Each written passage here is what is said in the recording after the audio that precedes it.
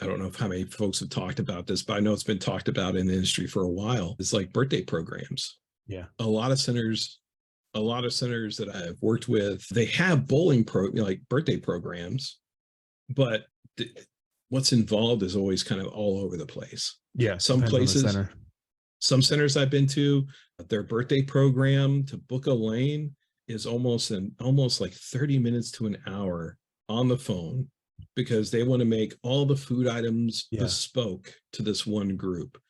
And if you got a full kitchen, I get it. You want to sell as much as you can. But when you start talking to somebody, or if it has all those options listed on the website, the person who's shopping for that product can get easily overwhelmed. Yeah. Oh my gosh, there's so much I don't want to do this right now. Yeah. And mom or dad are already overwhelmed with the idea that they're going to have 12 or 15 kids, or they're going, we're inviting the whole class. We're going to have 30 kids. Oh my gosh. Now they have 30 different orders, 30 different. Yeah. And so I would just, again, for me at my location, I started out planning a 2-lane package, 12 kids. Yep. Large pizza per lane, pitcher with unlimited refills per lane. And we provide cups, plates, napkins like most folks. Sure. And just put it together. And that's the package. Right. That's the package. That's all you need. It's easy. It's simple. It makes sense to mom. It's a lot better than getting it for the one lane. They only get one pizza. They don't get refills. Oh my gosh. Why would you do that? One, somebody's always going to be El Cheapo. Right. And they're going to go for the cheapest product. So I have an El Cheapo product, but it's made, my premium one is made to have those items, nice, easy together, simple, make it sound as turnkey as possible in selling it, and just have that product where it's easy for them to buy. Here's everything they want. Yeah. And the more decisions you can reduce, the higher your sales conversion is going to be. Yeah, exactly. And it works fantastic.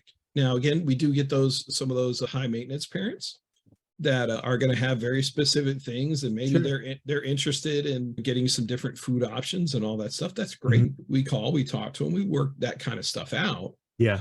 But the real idea is, again, what is your customer shopping for? What are they looking for? Yeah. Sometimes it's just bowling. Sometimes it's bowling and food.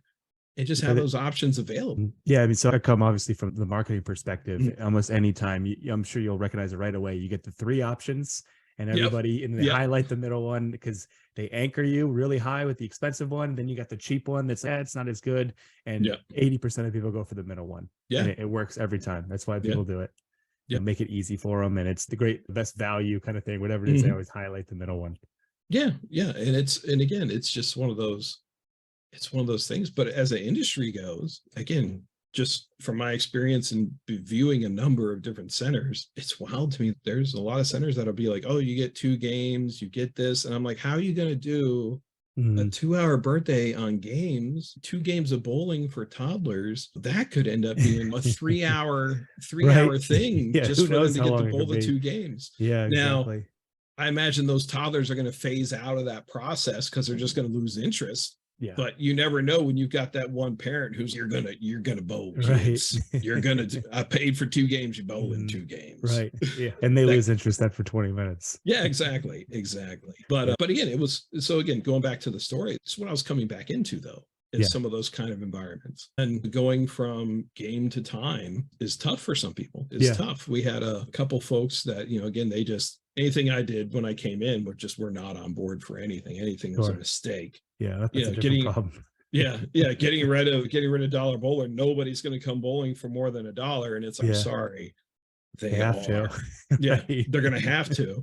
And again, most of the folks, what does it cost to bowl? What's the main question? How much does it cost to bowl? Do you have lanes available? They got no clue. They thought it would be riots going to $10. Yeah. And I was like, no, this is a Band-Aid. We're taking the Band-Aid off, and this is what it's going to be. And sure, we had some groups that were taking advantage of the dollar bowling. And by taking advantage, I mean it literally. It's like, oh, we're going to bring the whole church out for a 3-hour outing. And we're going to bowl 1 game in shoes for $1. Right. And that group came out one week and was very upset. Was very upset that we weren't doing it anymore. Right. And but I guarantee they've ended up coming back since then. Yeah. It's just it's the business, it's the industry. You got to start making those changes, and change is hard. But any center who again, if you're doing only game bowling, dip your toe in and give it a try, because it seems like the easiest way, and I usually recommend this to people if they're making that switch or thinking about it, is to start it off on the busy times. I think that's the easiest time, the most demand, when it makes the most sense to do the bowl by the hour is your Friday and Saturday night, that you just switch, whatever the cutoff time is, you switch it over. That's your time only. And then from there, you can move it out as far as you want to. Maybe during the week you keep it games, but that's the easiest place, I think, to start and the most logical. Hey, did you like this video? Great. We make 10 of them a week. Subscribe to learn more and keep learning about what's working in the industry. Talk to you then.